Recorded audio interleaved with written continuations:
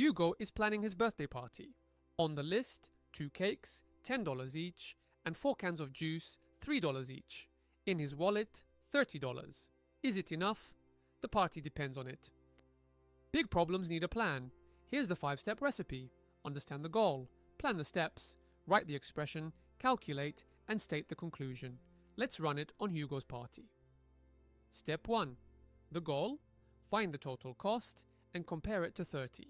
Step 2. The plan. Multiply to find the cost of the cakes, then of the juice, add the two, compare. Step 3. Write it as one expression, 2 times 10 plus 4 times 3. The parentheses? Times would go first anyway, but they show our 2 steps clearly. Step 4. Calculate. 2 times 10, 20, 4 times 3, 12, 20 plus 12, 32.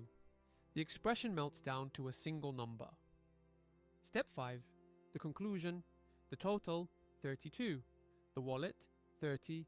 32 is more than 30. Hugo cannot afford everything. $2 short. And that full sentence is step 5. Answer the question that was asked. Let's remember. Understand? Plan. Write the expression, calculate, and answer in a sentence. See you next time.